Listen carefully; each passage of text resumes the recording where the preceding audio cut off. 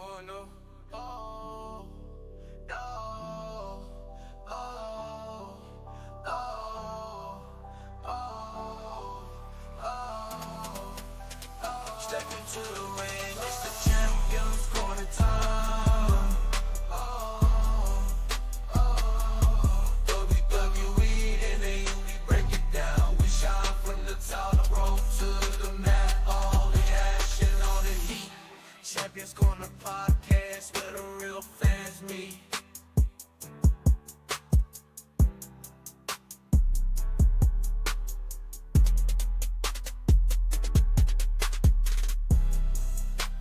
Champions Corner podcast where the real fans meet.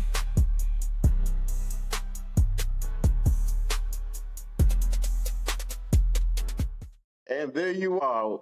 You back in the Champions Corner just like that. What's up, everybody? I'm your host today, Ron G. And I got my brother with me, the professor, Mr. BJ. How you doing, brother? Hey, I'm doing well. I can't wait to get into it. There's a lot that happened this past week. Happy Halloween, everyone. For those of you who are celebrating Halloween, we're recording this on October 31st, but hey, just can't wait to get started. Oh, yeah, I should have won. So I guess I'm John Cena today. You Rusev. Let's go. Rusev. Yeah, happy Rusev Day. We dressed up a little bit. We dressed up a little bit for y'all. We here. By the time you see this, this will probably be November or something. But by the time you see this, it'll probably be November 1st. And that's the launch of the Champions Corner merch. It's coming, baby. Get your gear. It's going to probably look better than what we got on right now. I'm pretty sure of it. I got that confidence in it. I love it. I love all of it.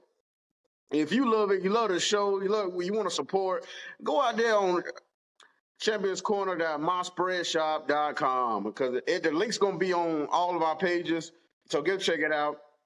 And for Black Friday, we got Black Friday coming up. We got a sale going. We got a 30% off sale going on.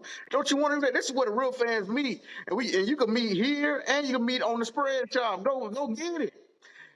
It's going to be up there. Like I said, we got everything for you. And we got everything on discussions about Monday Night Raw, NXT, AEW. It's building up. It's building up. We're building up the Crown Jewel. We just had Halloween Havoc, and we built up the full gear with AEW. So, all these shows coming back to back to back. There's a lot to talk about. So we're gonna go ahead and get it started. We're gonna start with that Monday Night Raw. The biggest thing, that happened on Monday Night Raw is, of course, that bloodline. That bloodline gonna always be the most prominent. I feel like with Jey. Jey called out his twin brother, Jimmy Uso, came out there. Jimmy Uso got like a big ovation. I loved it. His music hit. That crowd was hype. So I was like, okay. I wasn't expecting him, to be honest with you. Even though Jay called him out, I wasn't really expecting him to be on Raw. So that kind of surprised me a little bit. Oh, yeah, because I think they advertised Braun Breaker, and then I guess they just scrapped that. So yeah, he wasn't even there. That was pretty surprising that no Braun Breaker was on the show. Right. After his big win last week. So it was crazy, man. But, Jay came up talking about, because they knew they did that hug on Friday, and the last show I was like, man, it's kind of early for that. And this right here was part of what I was waiting for. Jay saying, yeah, we kind of cool, but we still got stuff to settle, bro. Y'all, I ain't seen you since we fought at WrestleMania. I did a lot since then. They know, and telling them they know us now. They know who you are. They know you Jimmy now. They know I'm Jake now. And so if we're gonna try to do this thing, like, we grown men out here. We doing what we supposed to do. We the Usos. We're on the same level as Roman Reigns. I don't care what he's talking about. So and they gonna have that talk on Friday. Well, they already had it because it was recorded, but you know how it goes. Yeah. I didn't see it. Nah, no spoilers there. Well, I didn't see it, so I mean. But what did you think about this? They did multiple segments with these two, but what did you think about this first segment of them going back and forth about their history so far, and then what they got against them going forward? Well, yeah, to be perfectly honest with you, I thought it is going a little bit too fast, where Jimmy and Jay sort of made up pretty quickly to some degree. I felt like there was still some tension, but, Jay made it very clear, it's family. That's what siblings do. They fight, and then they eventually do kind of make up. because in the end, Solo is the bigger nemesis, right? It's all about the family. So the whole concept here is that what we're doing this for is family. Here's what I don't want. I don't want the Usos to necessarily get back together and just be the Usos. Jey has made a tremendous name for himself. He has become that top tier star, as I always state, the people's champion. I would hate for him to already regress back to being a tag team, especially since Jimmy still doesn't really have an identity for himself. You know, I like how you mentioned how the crowd popped for him, which is a good thing, but Jimmy doesn't have much of an image outside of being Mr. No Yeet. And the only reason why he's Mr. No Yeet is because, oh, Mr. Yeetman. So I want to see Jimmy kind of flourish as a single star before they fully progress back to being the tag team. I don't know. That's how the way they went about that promo. I sort of took it as, oh man, they're getting back together as a tag team again. I hope not. But I am still happy to see them get back together. Just, I thought Sammy was going to be the catalyst for the reason why. Later in the night, we see that Sammy has been talking to quite a few people. Yeah, man. And one of the reasons he did was the next segment, one of the next segments where he was talking to him. Jey was talking to Jimmy backstage. You know, they still talking about what they gonna do Friday. And you know, Sammy came up saying, and he told me he want to talk to Jey alone. And him and Jimmy got face to face. I was like, oh, what's going down? What's going down with these two? They was cool before, you know. But until everything happened, you know. And so Jey said, oh, yeah, I got it. So. And Sammy's asking him, like, so you're just going to go back with this? Which is kind of what everybody's asking him. I think that's what everybody's thinking. Like, you're just going to go back with Jimmy? This man done cost you every... Like I said, Jey could have been a multiple-time champion, like a Grand Slam champion. Yeah. He's a world champion. Yeah, seriously. Grand Slam, everything. You know what I'm saying? And so you're just going to go with him? And Jey saying, you understand... You not family, and it kind of sent the crowd did whatever, and I know that sent Sammy back because of what they built to this time. And yeah, he was the honorary Uso. Yeah, I mean, but Jey didn't even like that when that was happening. But after a while, yeah, they became like brothers for real though. After everything went down, and so later on in the night, I felt like Jey kind of regretted saying that because he said it to Jimmy again. Like I told him he wasn't family, so he said it like I think I kind of went too far. That's what I felt like. He was, it was too much. I said it too much. It's facts, but he probably felt like he went too far, and Jimmy said he'll take care of it. Go ahead. Oh. I was about to say, I kind of feel that same way too. Especially, like, you got to think of it from Sammy's standpoint. Sammy's looking at it as, you know, you and me, we did this whole thing. You're on Raw, you're away from them. You left SmackDown because of the drama. Now you're here. Now you're just going to go back with them? Honestly, going to it, that's the whole thing with Kevin Owens and Cody Rhodes to some degree. See, here's the underlying fact. No one in the bloodline has changed. Jimmy, Roman, they are still the same. At least that's how everyone else sees it. There's been no formal apology. There's been no formal, oh, my bad, none of that. It's just been, hey, we need your help with this. So I can understand from an outside looking in, why would you go back to that? I get it's family, but do you see how your family treated you type thing? And I can see why everyone else is like, why would you trust Roman? Roman came back on his debut in his first promo, coming back saying, I'm still the same tribal chief. Nothing has changed. So I can understand everyone's concerns when they talk about why would you do this? Why would you help them? Because grand scheme of it, what happens when Solo loses? Like hypothetically, blow OG bloodline, beats the new bloodline, then what? Are we right back to the same thing?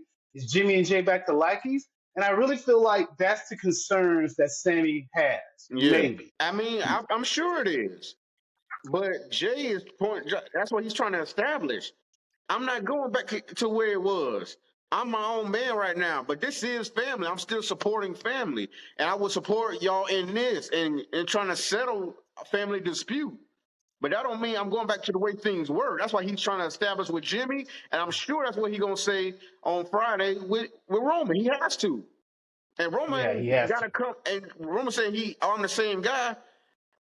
Like I told Sean last episode, you can't be that same guy because you're going to keep getting whooped every week.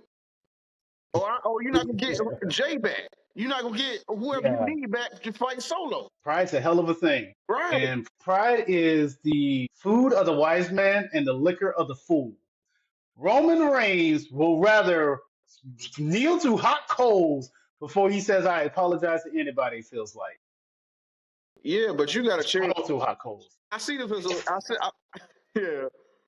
I would see if this was somebody else outside of the family, but this is y'all three, Jimmy, Jey, and Roman grew up together like brothers. They cousins, Yeah. but they grew up together like brothers. Kind of like I said, I feel like me and you, bro. We cousins, but we grew up. I feel like you my big brother. That's how you know what I'm saying? It's like that But for me. Solo is their actual brother. I mean, Jimmy and Jey, yeah, of course. That's what I think. So I know it's just the whole family thing. Yeah. Yeah, Go but ahead. it's like with Roman, you got to come down off of that high horse. You are not the champion. You are not the tribal chief. People call you the tribal chief, but you ain't got that Ula Fala right now. And you got somebody. You got the championship. Yeah, you got somebody battling you like this, like Wakanda boy. T'Challa and Killmonger. Yeah, John Killmonger. He ready for that battle. This is your king. That's what Solo. That's the talk he got right now. So that's what this Yeah, is. that's true. No, that's true. So and see in that story, T'Challa had to go. He got thrown off the cliff. You getting thrown off the cliff multiple times, getting beat down, and you gotta humble yourself, and you gotta rise back up, and get who really with you, and see who's really with you to help you rise and get that spot back. And that's Jey, and he's a vital part in it. And so you gotta. That's why I say I can't wait for SmackDown to see what this talk is about. Oh, well, you know what? Let's just keep it in the bloodline realm. Let's get to the Sami Zayn portion because, as the Usos were getting ready to leave, they took a look out in the parking lot, and Sami Zayn was sitting there talking to someone's car. Now, I don't know, that might have been his dope dealer, but it looked like it was Solo Sikoa. So, what do you make of that? Boy, they really had Solo hanging out that car like that. I don't never hang out that car that much to talk to nobody. But I mean, they had to show it was him. I'm just joking with you. But and with that, afterwards, on Instagram, Solo posted a picture of him and Sammy saying "my dog." So he pushing it. He pushing it with he trying to push it out there. But and he's trying to do what Roman was doing for the past 4 or 5 years, manipulate certain people to get what you want. So he probably talking to Sammy. He's like, "You see my brothers, man? They talking to you like that. You are family. You with us. You more than honorary." That's probably what he was saying. You a real oos because you roll with us. So I want to give a different perspective. okay, go ahead. Just a different one, just from a different perspective. What if Sami Zayn was going to his car? He was leaving the arena because he already was just told by his former Usos, you're not even part of this family. And maybe he was feeling kind of bad about the day. Like, you know what, I'm leaving. And Solo pulled up and like, hey, man, let me tell you something, Sammy. I see what you're trying to do, but it'd probably be in your best interest to stay out of this. I respect you. But at the same time, you don't want this smoke. You see who I got in the back seat? Yeah, that ain't a wolf. That's Jacob Fatu. He'll eat you like a wolf. I love my tribal chief. Maybe. Oh, Solo, he loves his tribal chief. Yes, sir. But I mean, it could go either way. That's why I said this bloodline story is so intriguing, and this thing been going for like years, bro. And they still continue to entice and be the biggest thing going in WWE, man. One of the biggest things going. Well, let me ask you this. Last thing about the bloodline. Do you think the story ever ends? Shoot. Not for a while. Not for a long while. Because you already setting up, it got to be something for WrestleMania. So you already setting up the WrestleMania. So I feel like it could go another year or two. I really do. Year or two. Wow. You know what? What is everybody else going to do afterwards? See, you're talking the afterwards. Let me tell you something. I am on the belief that this story will never end. Because there's always Samoans. There's always Samoans. You know what? Let's be for real about something. The NWO story never ended. WCW went out of business.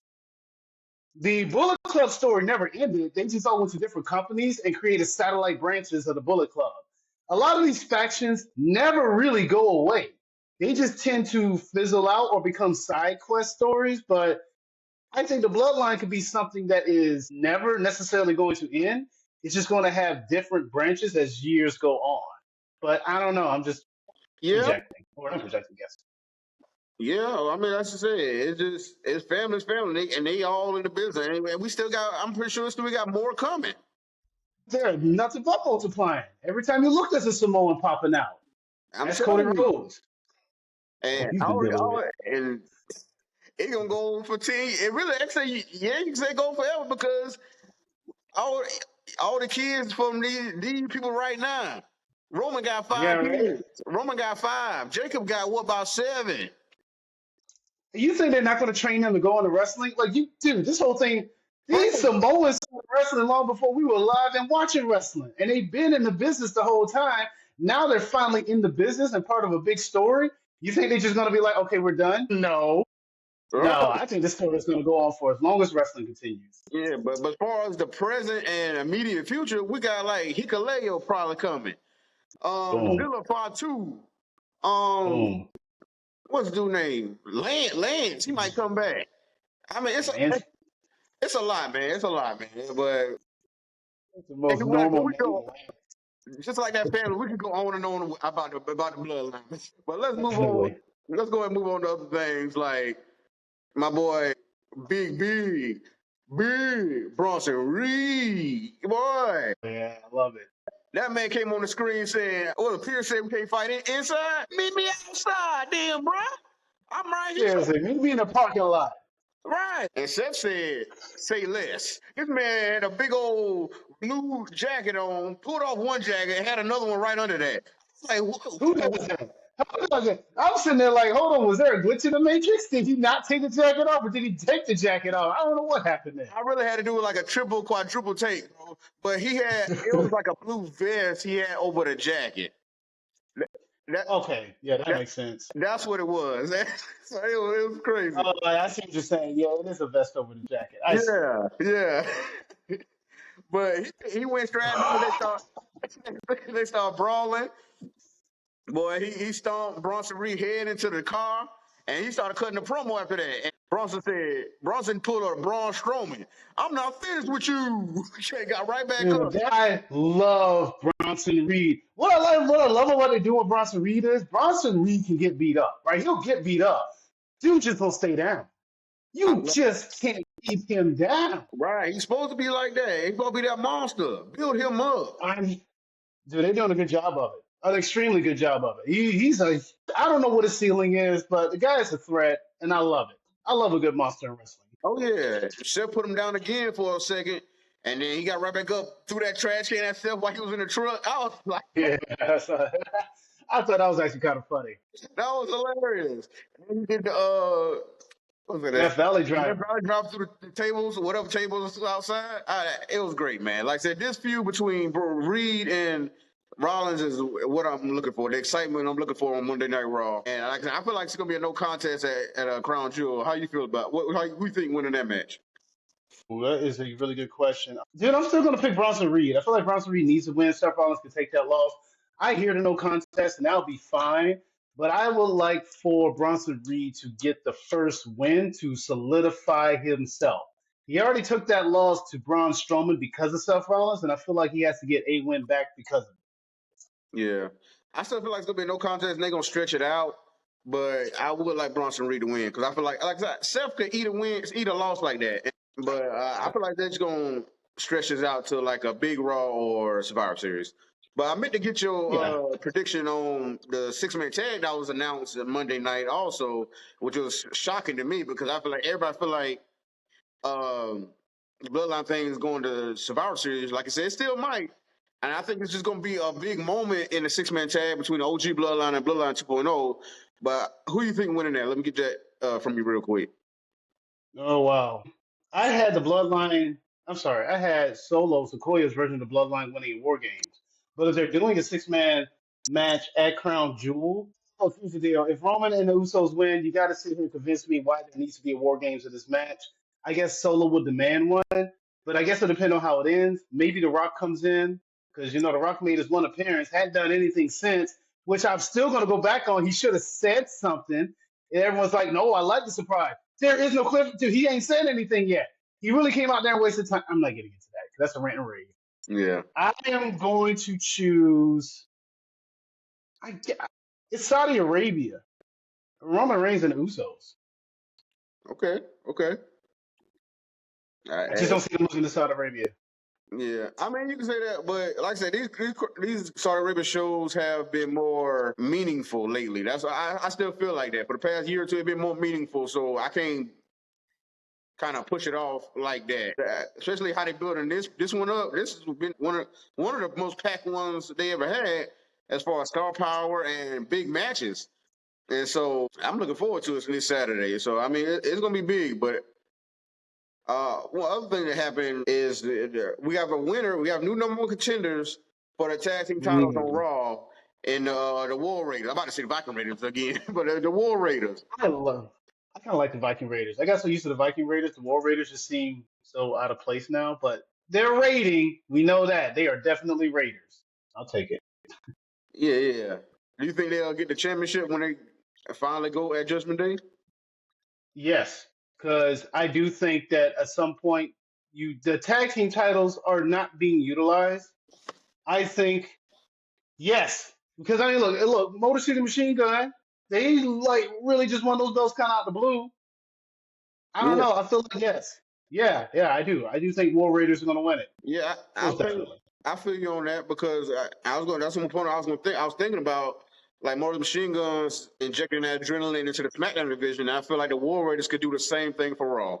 Because like I said, Judgment Day and Bloodline are two priority factions, and they're gonna be on your screen either way. So you need other tag team champions to look strong and be prevalent on the show while holding those titles. So totally agree. Yeah. That's how I see it as well. That's it. That's all I got on that one. And we also had, and we was talking about it before the show, how you interested in the Karrion Kross, Miz, and YS6 situation. Yeah. Explain that to me. Explain how you feel about those. So it's this interesting dynamic because I think Karrion Kross is finally fitting into the role he has. He seems to be a little bit more comfortable with who he is.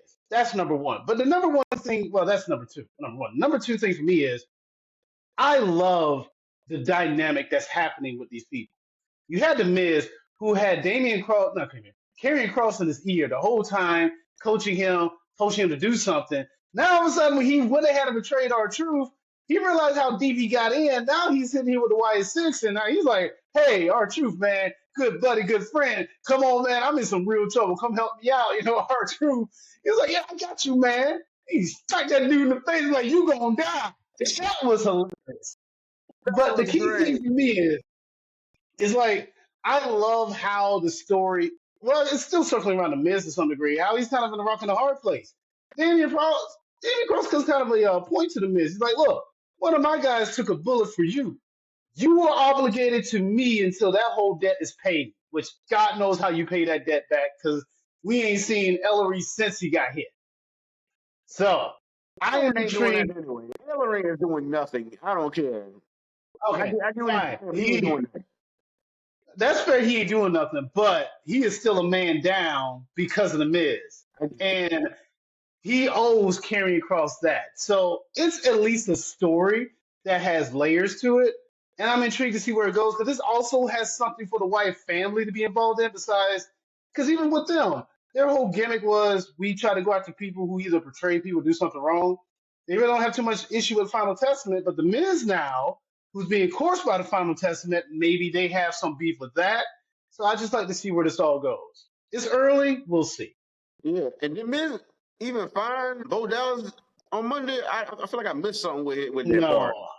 I don't know. If you don't find him or this, I'll break your legs. And did he give him more time or what? I was like, did they just not go back to that? I feel like I missed something with that. I'll be honest with you. I probably did miss something with that because at some point I stepped away, and then a lot of Raw happened, and then I kind of forgot about it. Yeah, I feel like they're gonna go back to it, but like I said, I haven't seen anything how they did it. But yeah, like I said, this Karrion Kross is better on the mic than before, and it's just I don't want to see him in ring. I guess I don't know. Like it's building up, and the way you're talking about it is making me intrigued a little bit. And so, but I just really want to see where it goes, and I don't want AOP to look useless. And so hopefully, I just want them to do a bit more. Also, that's why another reason I want War Raiders to get the tag team titles, because them against AOP and a lot of those other tag teams could be really interesting. better. Yeah, more interesting, and showcase better. So yeah. So I totally agree on that one. Yeah. But speaking of Judgment Day, Damian Priest took a L to Big Don, to Dirty Don, got that little quick victory off on him. I was like, oh, okay. Well, I mean, look, Damien said he put this behind him. It was Adam Pearce, who, again, I have to yell at Adam Pearce, who is the worst GM on Raw. He's the only GM on Raw. Go ahead. Hold on. I understand why you say that, but I don't know if they meant to put this out. I guess they did because they recorded it. Adam Pearce did on like an Instagram video saying this is how he wants Raw to be. He wants Raw to be chaotic. I drafted these certain people so Raw could be interesting and chaotic. So he wants it to be chaotic, but he wants to yell at Nick Aldis for what happened about, hey, I only said Jimmy could come here. I didn't hear all this other stuff. Don't hand me that. Don't hand me that. You see this? That's why I said I don't know why they put that out there, because like you can't yell at everybody and say you want it like this. I'm like, bro, come on. But I get what you're saying. He doesn't know what he's talking about. Adam Pearce, worst GM on Raw. Yeah, he sent Damien Priest up for a match against Dominic when Damien Priest already had to say Seth while he's going after the world title. Why is Adam Pearce keeping Damien Priest handcuffed to the Judgment Day when he's ready to move on? This is becoming more of a real Ripley issue. That's her thing. And Damien said he's going to have her back. But I mean, honestly, he already beat these people. He beat Finn Balor. Now you sicking him onto Dominic for reasons. I ain't like that. I get what you're saying, but Damien Priest still has to be showcased. And and Gunther is dealing with Cody right now. So I know. This goes back to my not issue, but my indifference with the Saudi Arabia show. Because it is kind of slowing down some storylines for this one event. Like I don't dislike it. It's just I hate when things kind of stagnate story and then people kind of have to go on these side quests until they can finish their story. Oh, no, but yeah. That's why I'm like, I'm trying to see where Damien going and how he took this loss. I was like, and I didn't, and he didn't, and Finn didn't come out there. I saw Carlito was out there, Liv and Raquel. But I was like, does he have to fight all these people again, every one of them again, or what? I don't know. It'll be just a lot. I don't know what's going to happen in the grand scheme of Judgment Day. I think that becomes another question. Like, when this whole thing is over, what does Judgment Day go to? Yeah, and that's why I thought Y6 was going to go after Judgment Day, because they needed something else. But I'm also trying to look for who are these contenders for Braun Breaker's Intercontinental title. That's another thing I'm looking for. And with Sheamus and Ludwig Kaiser, they battle, and then I feel like those are two contenders right there. I think Sheamus and Braun Breaker, that will be one hell of a match. It would be, especially since Sheamus has never won the Intercontinental title, so you already have that built in. And then, of course, Braun Breaker just being like, whoever coming after me is a fool anyway. Yeah, and say, I mean, shoot, Damien Priest could be in that running into all of them. Then the whole Judgment Day. Yeah, that's Braun true. got some contenders. That's why I said I feel like Braun should have been on this show, but it's a 2-hour show right now, as of right now, until they get to January on Netflix. So I guess some people, he just got a week off, so it's all right. Just gotta wait it out, see how it plays out. Yeah. But I also want to go to NXT, see how that's playing out, because it's a lot going on that show, and they just came off of Halloween Havoc, which was a great show in my opinion. Yeah, it was a good show. Yeah. Trick Williams retained and got to get saved by Bully Ray or Bubba Ray Dudley, whatever you want to call him. Yeah, is he? Do they call him Bully Ray or do they call him Bubba Ray? They call I him think they Bubba call Ray, Bubba right? Ray Dudley and WWE. Yeah, I he's mean, they don't pick WWE. it. Yeah, Bully Ray was TNA thing, and then what he do on Busted Open, he calls that Bully Ray on Busted Open. But he had to get saved by him, and they all building up to this show next week in the ECW arena in Philly, and so Which should be an interesting show. yeah, it should be interesting. Gonna have a lot of ECW nostalgia going on. Got a lot of stars, like I said, with like right here, Bubba Ray Dudley, RVD gonna be there. You know, Sandman's probably going to be there. Oh yeah, he might show up. Sandman has to be there. What's the girl name used to be with Dreamer? Oh, Francine. I think she's supposed to be there doing something. Think Tommy Dreamer's going to be there? I think Tommy Dreamer's signed with. Tommy TNA, Dreamer's signed with. TNA, With TNA? yeah. Oh, he'll probably be there then. He might be there. He might show up. So they really getting all the a lot of originals in there. They can't get Taz. Well, hold on, for a lot of different reasons. I'm going to keep it in kayfabe. They can't get Taz because Taz was beat up. He's actually hurt. Yeah, I got to keep it in Yeah, kayfabe. there you go. You got it. Well, Bullet came out there. Well, Trick came out there first, celebrating and wanted to thank Bubba Ray Dudley for helping him out against, Ethan Page and Rich Holland. That surprised me too. Rich Holland just came out to attack Trick at Halloween Havoc. I was like, what? Okay. Yeah, I didn't get that whole thing either. Like, I thought that was just Ridge Holland was after he won his match against Chase U. Okay, that's fine, but like, why did he? I guess he's trying to solidify himself as the next contender. Is that Yeah. how that works? I Graduate guess. Chase U, you go straight to the title picture. Right. Okay, hold on. That man dropped. He dropped out of Chase U. Let's just make that clear. Right, yeah. Like, that ain't the step you take. I don't think that's the next step you take after that. Whatever. Here we are. Right? But We're Bubba Ray here. Dudley helped him out, but Bubba Ray Dudley was explaining the Trick on NXT. Like, I noticed no one came out to help you, so I decided to do it myself, and it's the reason for that because you have that on your shoulder, that NXT championship, and everybody wants the same thing. So everybody gunning for you. They ain't trying to help you. There's certain people that made, but nobody came out there. So I came out there and did what I had to do. So Trick is saying, like I said, yeah, I appreciate that, and he won a tag match. Bubba Ray Dudley turned it down at first on this show. Talking about, I don't want to come be one of those guys just come back and take one of these young guys' spots. There's a lot of guys back there. I'm sure somebody want to team with you. So right now, I just can't do it. But it built up, and he got talked into it because Rich Holland was talking mess, saying, "Oh, you old timer, and all the, it's my time now. It ain't your time passed. All that stuff like that." And so, it kind of built some stuff up in Bubba Ray, and Bubba Ray finally agreed, and it's gonna be a tag match next week. Trick Williams, Bubba Ray Dudley versus Rich Holland and Ethan Page. How you feeling about that? I'm fine with it to a degree, but it does kind of rain up to a question. Trick ain't got no friends, does he? Not exactly no more. I know, no, he does. Javon is cool with him. Javon cool with him. Well, Javon come out. He didn't. But Javon got his own thing.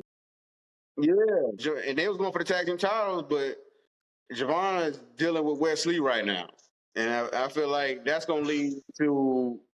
It has to lead to a match with Wesley, and hopefully that could be like a number one contendership for something. You know what? Okay, see now I'm starting to look at these tangled webs that NXT has built. So you talk about Javon Evans. He's being mentored by Cedric Alexander, right? Yes. I saw their interaction, and I don't know, maybe it's just me, but does it feel like one of those two are going to turn on each other sooner than later? Like Javon is looking at Cedric like, you got good advice, but I don't know if you got the best intention. And in essence, is Cedric using Javon and later going to turn on him? In the end of it, I see Cedric as the real issue. I don't trust him. It's funny you say that because he did have a promo in the back saying how he wanted to come back, mentor the young talent, and plus reinvigorate his career. And he's saying Javon wasn't focused, and we could have won this match, but you decided to be distracted and go off and fight Wesley, and we got a whole tag team title match right here against, what's his name? Axiom and all that? Yeah, Axiom and hey boy. Oh my God. Yeah, Axiom and Freak. That slipped my mind. Yeah, but it's a lot of names going on. A lot of people going. A lot of They don't big have a roster. tag team name. That's why. Yeah, I need tag teams with names. Give me more tag team names. Yeah, They not I have a would name. like that. They lost the match against Nathan Frazier and Axiom, and so Cedric was upset. You costing me opportunities. He said, if you cost me another opportunity like that, we're gonna have to have a talk or have an issue. Like I know you got things going Wesley, but I came to the NXT, like I said, to do reinvigorate myself and build myself back up. And you in the way of that. We could have had these tag team titles tonight. So, Ooh, real quick. Their name is actually Fraxium. That's their name. yeah, they merged it. Okay, yeah, I remember. Okay, yeah. All right. All right, but Okay. yeah. All right, but that's interesting though because, like I mentioned, it was something that does seem kind of fishy about Cedric's intentions. And I get it. Yeah, Javon is young and he may not be centered, but at the same time, something about Cedric and his ideal of mentoring. I kind of feel like he's just using it to keep his career afloat. At the same time, while he's keeping his career afloat, I think he's holding back Javon. Like I said, Javon Maybe. has the crowd behind him. He's a young OG. Everybody cheering for him, and he got some exciting moveset. Cedric does too. Like I said, Cedric's great in the ring, but Cedric been floating around trying different things. He tried to team up with Ashante the Adonis. That went nowhere. And so now that they both back in NXT, but they broke up. And so he trying to do this thing with Javon and kind of coach him and get some on the side for himself as far as the NXT tag team titles. And so it's just not working out. And, that frustration is going to come out either way. Because he was on the main roster. Now I'm back in NXT trying to coach these kids, as he may call them. And it's not working out in my favor with certain things. And he see an issue with Javon's focus, and it's costing him. So it's going to come to a boil. It might come to a boiling point. So Javon might have more issues than just Wesley. So we're going to see how that plays out. And with that, more money, more problem. Javon and Wesley was fighting in the back, and Ava came saying they're going to fight next week. RVD came in the picture, so I feel like RVD going to be that special referee in that match for them next week in the ECW arena. Yeah, I can see that. I can see that being the case. Yeah, that's going to be RVD. That's going to be. But RVD. I was just thinking RVD. He's going to be one of my all-time favorites. He's always has been, always will be. Oh that yeah, was amazing. Oh yeah, always, man. He's incredible, man. Human highlight reel, everything. Everything he did was funny, great to me. Man, seriously, it really was. He was one of a kind at the time, but now he feels like a dime a dozen because everyone does what he does. Kind of. But he's still unique to me how he did stuff. So I gotta give him his props. Yeah. Gotta give him his flowers, man. He could go in any company right now, man. Already could go. He literally has been. I mean, honestly, this year he was in AEW, and I think he was in the TNA thing. He's in WWE. Seriously, he ain't bound to anyone. He's RVD.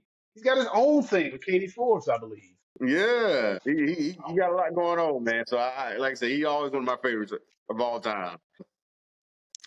And let's get to another point about the women. But like, boy, everybody is starting to really notice, man. The women in NXT is one of, like you said before, probably the best showcase of women in the industry. In all of wrestling. All of wrestling. It is. Yeah, because, boy, when they done built up to a 5-on-5 next week, well, I told you, they done drew the line in the sand, boy.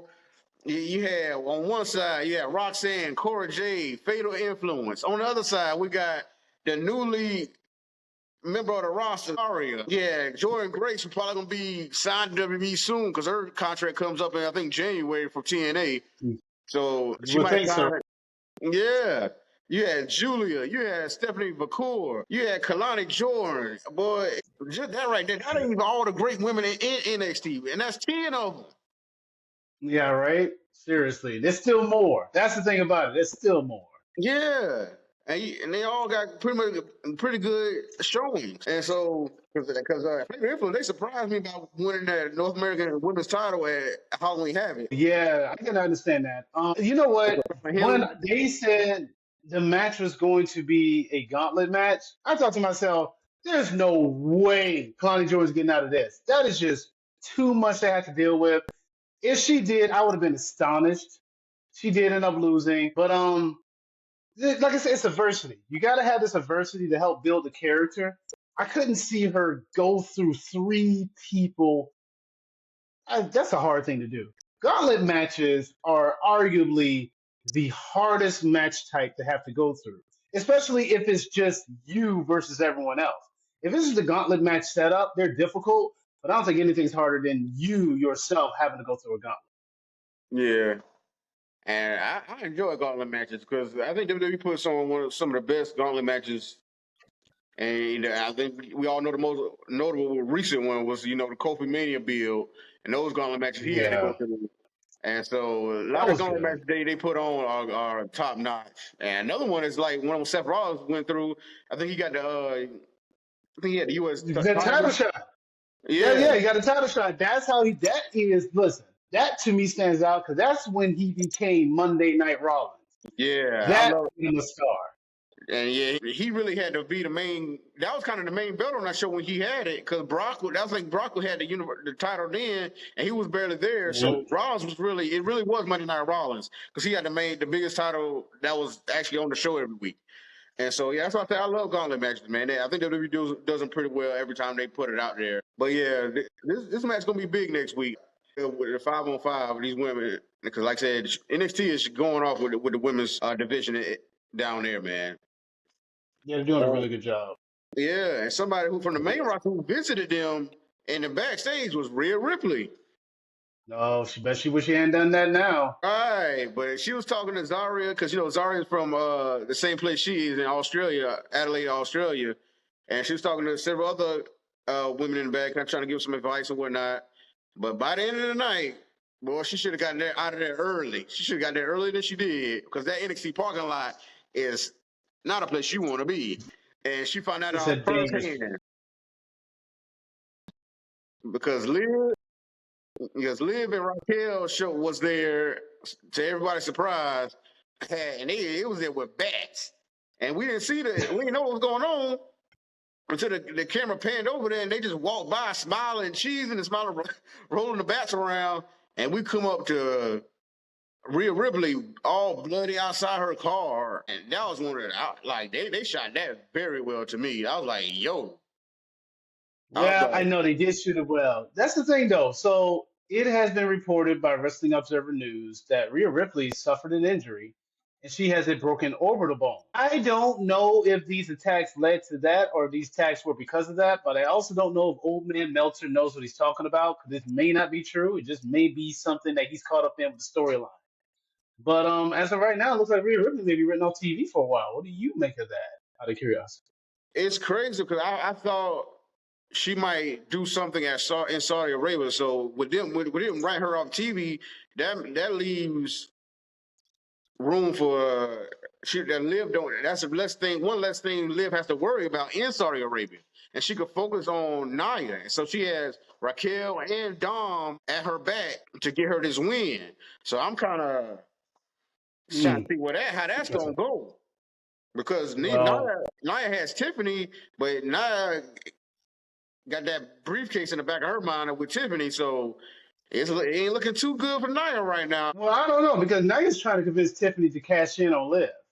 Yeah, That's the key thing there. but I'm saying, but Liv got extra help. She got two people to help, and she doesn't have Rhea to worry about right now. If she's going, Well, okay. Well, let me address that whole thing. It's an orbital bone.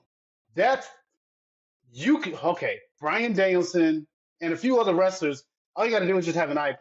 I think Rhea could still be at Saudi Arabia. she could, but I'm saying I feel like they said she taking some time off. I mean, I think that's what was reported, that she's taking time That's off. what was Yeah, that was what was reported like by Dave Meltzer. No, I know. I'm just saying that was reported by Dave Meltzer. I'm just saying that because Dave Meltzer has reported quite a few injuries of people over the past year, and none of these injuries were legit. Hangman, I got to go AEW because it's wrestling. Hangman Adam Page was in a match. He was limping, and then Dave Meltzer reported that Hangman suffered a real injury. Later, you figured out, no, it was just all storyline. The only reason I'm also reporting it here is because it was something that's new, something to think about. But my whole belief is, even with the over the bone, she could still be there. It don't take much to interfere with a chair. It don't. But I don't know. That goes to the question: who did you pick to win that match? Out of curiosity, we didn't talk about that. Who do you have winning between Liv and Nia? I was going with Nia because I feel like Liv had too much. She watching her back. She got a head on a swivel. Yeah, she got Raquel, but that don't stop Rhea. And I think she did. That's why I feel like she did this to the extent that she did with Bats, with her and Raquel, so she won't have to worry about that, and she can focus on Nia. And so, so that's why I did have Nia winning. But with this happening on NXT, I don't know now. But Well, I'm leaning towards Nia winning as well. Only because I don't care if you got Raquel or not. Nia is just a force in herself. And I don't know, I kind of feel like you'll need more than a Raquel to help you out on that because she still has Tiffany. The only way I see Nia losing is if she tries to convince Tiffany to cash in and the whole thing just goes awry. yeah, But I have Nia winning too. Yeah, I just would like to see Nia win. I just mean, And plus, I think. Oh yeah, go ahead. I feel like it'll just cap off her year.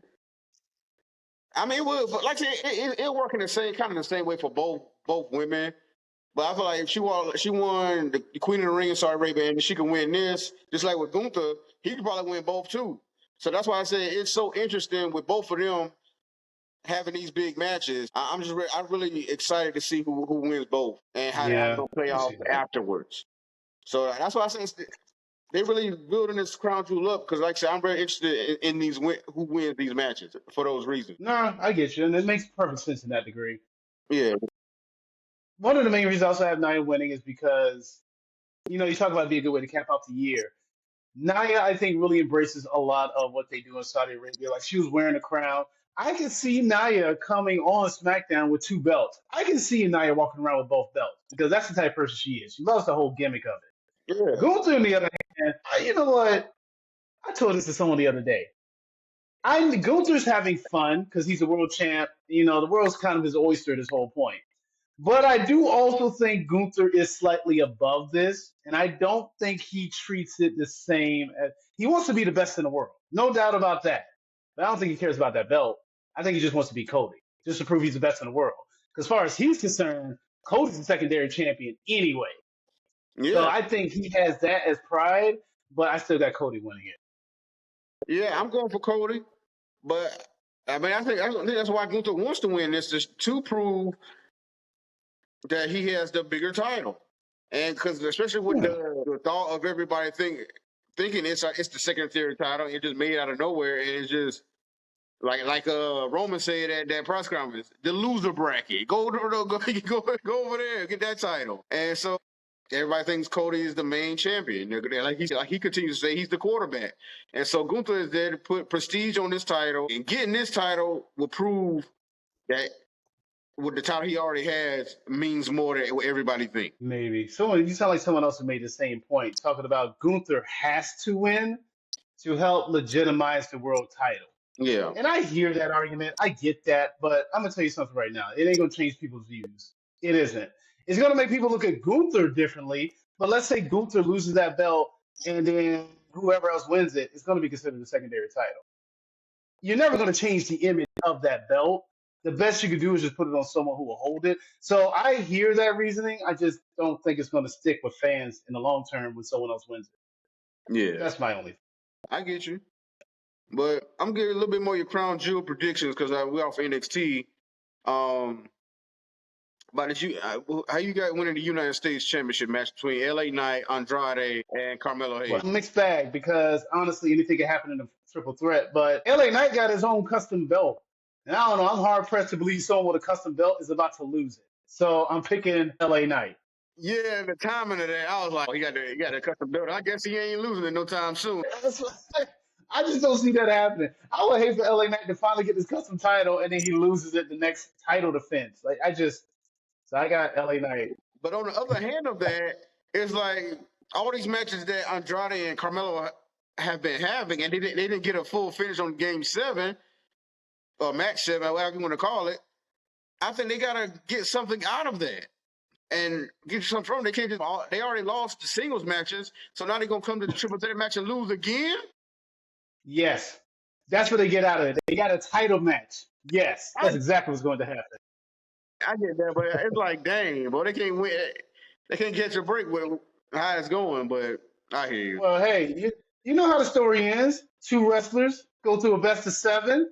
They don't get the accomplishment. You know the next phase, Tag team. tag team, back again. Don't do it. Don't do it. That'll be weird. Carmelo and Andrade. Yeah. I'm dry I was trying to think of a name too. Do like the Fraxium thing. They had to put it together. Let Chanel take it, right? Just put it together. Yeah. Andrade. But let's Why not? let's go and get your prediction on the Orton and KO thing. I think KO Ooh. wins this and puts out Orton for a little time. I kind of forgot about this match. This match is a pretty big deal. I forget about this match because I forget that it was made official. Because I knew Randy Orton wanted it, but he kept insisting you can't get it for whatever reason. But it looks like he's finally getting it. I am going to, dude. I don't know. I'm picking Kevin Owens. I'm gonna have to make a change now. I'm picking Kevin Owens to win this match because he's going to try to prove a point to Orton, and to solidify his point, he's going to cause Cody Rhodes the match. All right. Yeah, that's what I'm thinking now. Like I said, I just think KO wins because how Triple H was telling Orton, be careful what you're wishing for, and I'm letting him loose. I let the gloves off, and he gonna do what he want to do. I hope you really think about it. Are we being smart about this? So yeah, that's why I think KO just gonna get this dub and kind of put Orton out and build up his match with Cody and probably Survivor Series. Nice fighter. Yeah, I guess it would be Survivor Series. Okay. All right, and the last match we're going to give our prediction on is the women's tag team title match with Jade and Bianca are defending against Damage Control, Piper Niven, and Chelsea Green, and Last Legend and Jakara. I think these teams do need like a team name. Like that's a lot of names to be named. Well, to be fair, so Damage Control and Last Legend and Jakara are called Metaphor. So you have that. Oh, yeah. The boy, they call them the Meta Girls. There you go. Yeah. I'm thinking Chelsea Green and Piper Niven.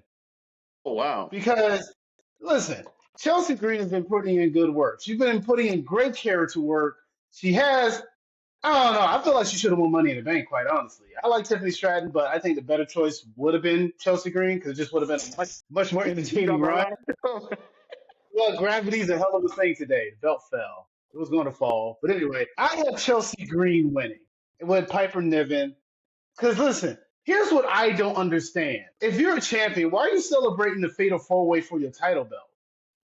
That just, because you don't even have to be involved to lose. Yeah, and that's exactly how they lost the belt last time. That's what I was saying before. Yeah, they lost. That's how they lost last time. They was all excited. So, I get you fighting champions, but like I said, you ain't got to be involved about it. Right? So, yeah, that's what I'm picking. Chelsea Green, Piper Niven. Okay. I think hopefully they will learn from that last match they had, and I'm hoping they Jade and Bianca retain. Okay. I mean, I could hope so too. But I mean, we all know how I feel about the women's tag team championships. There's that. We know. And you might get your wish eventually, but especially when they get to Netflix and whatnot. But we'll see. Yeah, we'll see. Well, let's move on to one of your favorite subjects, Love it. There is so much to discuss. Man, I do want to break it off. I just want to get right to it. So, okay. BCC, right? Because you start off with Orange Cassidy. He comes out. He stakes his claim. He says, I am not the leader. I'm not that guy. But I will be that guy, all for the sake of stopping Jon Moxley. Orange Cassidy's taking on the helm of being the face of AEW to try to take on this new faction that's trying to take down. See, here's the thing. Okay. So the BCC, I'm not even calling that. I just want to call them the Moxley World Order because they're not from Blackpool. They're just not from Blackpool. So we're calling them Moxley World Order. Yeah, that's a Regal thing. Exactly. So with Moxley's crew, the understanding is they are trying to improve AEW by making people who took it lightly and making them try to put some fire in their belly. Is that right? Yeah. Okay. So Private Party. Okay. You said Moxley's crew. That made me think of Motley Crew. That could be their name, like Moxley Crew. Right? Right? They should do that, right? Moxley Crew. I like that better. Actually, we're gonna call them Moxley Crew. That's their name going forward. That's our name for it. So, Private Party won the tag titles, right? Yeah. what does this mean to John Moxley? Because I'm gonna tell you right now, I would give this credit to Stokely. You know why I'm gonna give the credit to Stokely? Because Stokely told Private Party, "You're probably better solo anyway." And then what led to it? A match in which if they lost, they'll break up. I don't know. I feel like Stokely was probably a better flame than John Moxley was trying to break people's hands and put them out of wrestling. I don't know how that's helping anybody. Because the fact with Private Party is what's held them back is injuries. That's really what's been holding them back. If one is healthy, the other's hurt. The other's healthy, the other's hurt. That's the same thing that was happening to FTR when it was in WWE. So it's like, and then on top of that, after they won the tag titles, what did Moxley do? He didn't go up and congratulate them and say, well, it's about damn time. No, he went after the Young Bucks, who, by the way, now are written off of TV. Someone explain to me how this is supposed to be going on. At one point, the Elite were the threat to AEW because they were trying to mold it into their fashion, seeing how AEW was their organization. Now John Moxley's coming in trying to mold AEW to his fashion because he's saying AEW ain't living up to be the alternative that it is. The Elite broke Tony Khan's neck. He was wearing a neck brace during the whole draft process. And that led to nothing where he didn't get no revenge on them, but it led to a blood and guts match that ended with the Elite losing. And now John Moxley's around, and he would explain to me what's going on. How is this supposed to make sense? It's a lot going on, man. Moxley's just trying to take over. And he, like I said, he has a plan. He has a mission. And he's trying to fire everyone up. And like you said, Private Party is part of that. It could be the Stokely thing and what he did that had fired them up. And so I feel like what he did slowed them down, though. Because, dude, you're smashing people's hands. That ain't helping. I mean, yeah, that's why he's a heel. That's why that's just the heel tactic of doing it. He got a different way. He ain't doing it the best way, and that's why he's a heel, the biggest heel they got. So, Okay. and then they did the same thing to Brandon Cutler after the Young Bucks packed their shoes and left. Right? I'm like, what is that? I'm like, it's like when a company go out of business and they trying to shred all the evidence of what the wrong stuff they've been doing. Yeah. Going out of business. But you see, that goes back to the whole thing I'm still kind of confused about because Tony Khan is still around. And that's why, I guess in the end of it, that's why this whole AEW takeover thing is weird to me. Because with any other takeover story, the owner of the company was somehow involved, whether it was Vince McMahon or Eric Bischoff. They had at least some say, some interaction, something happening to them. But with Tony Khan, he's like, we know he's in charge. He doesn't make it a secret that he's in charge. But yet you still have Christopher Daniels, who's the interim EVP, but he has no real authority. So like, I don't know. Listen, I love the entertainment factor of it. It's just the story gets muddy when you start incorporating AEW's history with the story they're trying to tell now. And I think that's what my issue is. Because I've been watching AEW for a long time. And watching the history, it contradicts the story they're telling. Don't get me started back on the Adam Cole MJF story. Because that in itself is still muddy to me. We're gonna talk about that. But with Mox, they made Christopher Daniels watch Brandon Cutler's arm and get hit by the hammer. So they don't care about him. He just a pawn anyway. Mox just had him in the headlock. Yeah, I know, right? I mean, I don't know. It's just, and I mean, the Young Bucks are off of TV now. So what does that even mean for Okada? Is he going to be on TV for a minute too? Right, they left Okada and Jack Perry. Jack Perry. And bro, did you see how Jack Perry got jacked up by Garcia? Dude got manhandled. Every time he tried to get off the wall, Garcia like, no, I got you, boy. You ain't going nowhere. Right. I was like, you got punked, bro. You got, God dang. How you the TNT champion? Garcia coming for that right now. Dude, I like Garcia. I really do like Garcia. I hope he wins that title. Yeah, he probably will. Do. And you talking about Orange Cassidy going for Moxley's title, which hasn't been shown really. I feel like it's so much false confidence in what he's talking about. Like, yeah, I'm gonna settle this. I'm gonna do it by myself. I'm like, how, bro? I'm like Jay-Z. I don't believe you. You need more people. More people, seriously. More ways than one. Like, legit, you do need more people.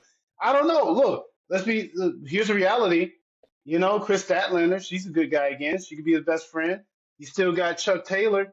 Granted, he can't wrestle, but I mean, he's still a friend. Orange Cassidy is part of a group. He's part of a group called the Conglomeration that has Briscoe and freaking Willow Nightingale and Kyle O'Reilly. But you know what? some odd reason, it's like they don't exist anymore. It's like They worry about that Ring of Honor World Championship. That's what Briscoe didn't worry about. And they got that. What they got like a 6-man going against them. So they ain't think about this. And I want to bring this up too. What happened to that lineup last week that I was waiting for Moxley and them? oh yeah, I tell you what Where's happened. that this Like, week? they were probably in the wrong parking lot. That's what they probably are. That's the problem right there, because they were probably waiting in the NXT parking lot, because that's where all the damage is going on at. It's like, let's get over there. I have no idea. Look, you talk about. Go ahead. They said we tried. Let's go to Jericho. I'm going to fight Jericho. I'm good. See, that's right. See, that's my whole thing. It's like, hold on a second. Moxley is trying to change AEW. Does nobody else besides the Dark Order, Orange Cassidy, and Darby Allin care? Is that's my thing. It's like, I guess that's the full thing about it. I gotta NWO, Bullet Club. When these groups and factions invaded, it became all hands on deck. This is out of control. But with AEW, it's like, okay, it's not my problem. That's their problem. I know they're trying to destroy AEW, but I'll be fine. Orange Cassidy came out there and gave a rousing speech about how there's no AEW, there's no Orange Cassidy. And that can be true for a lot of people in that company. Swerve Strickland to make a strong case on that. But he got his hands full now. Not even trying. No, but a lot of AEW stars are mentioning that, saying that. I'm like, all y'all can't be saying the same thing. Oh, we get it. AEW brought something to a lot of y'all, but y'all can't all make the same point. And y'all not even teaming up when y'all making this point. So it's like, come on. I don't know, but and the point I'm talking about, like I said, is AEW saved my life pretty much, and I'm trying to do it all for. Yeah, that's what it really comes down to. It always comes down to that, and I get it. Don't get me wrong. AEW has been a jewel to wrestling. Without AEW, wrestling wouldn't be seeing the renaissance that it's seeing right now. Which we do have to talk about WWEID, because that is a big part of what could be affecting. But hold on, before we get to that, I understand why everyone wants to protect AEW. But at the same time, I kind of feel like the people who should be wanting to protect AEW don't care. Like a Swerve Strickland, like a Hangman Adam Page, like the Elite. Like, I don't know. It's just weird to see Moxley's crew fight these lower card people. It feels like they're punching down when they're heavyweight contenders. Does that make sense? Yeah, I feel you. But like I said, this is firing everybody up. He's trying to fire certain people up. The people that you're talking about are already up to that level. And so, like I said, he's trying to correct the mistakes that AEW is making. And so, But what mistakes he started is from the that? bottom, and he making his way up. Yeah, he's still fighting. He still can fight top contenders, and and somebody has to step up. And Orange Cassidy is the first one. And so it's gonna build up. You can't start at the top. You got to build. It's gonna build up. And Orange Cassidy is the first step up because he feel like they said somebody has to.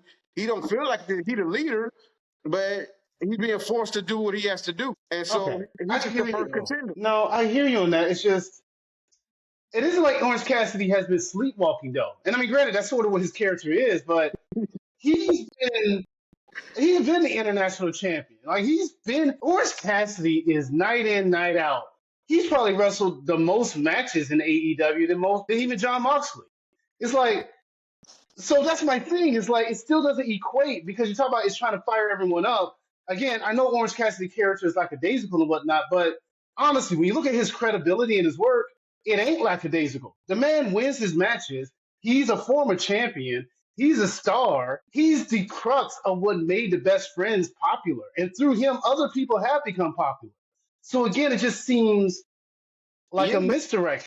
But he still could be built up. That's why like I said, you get the guy name, he fought already all them times. Who spoke to him at the last pay-per-view? Jerry Lynn. How about RVD? Yeah, Jerry Lynn. That's where it's starting. Like I said, they looking for that next star. And if Orange Cassidy could be built up even more, that's what they're trying to do. Especially for Moxley's first contender. I mean, I don't think nobody thinks, and outside of, AEW thinks Orange Cassidy going to actually win this match, but they got to build somebody up. And this is the first contender. and they forcing Orange Cassidy to change who he is and build and go further than where he probably think he could go. Let me ask you a question. How old do you think Orange Cassidy is? Shoot, probably like 35. He's 40.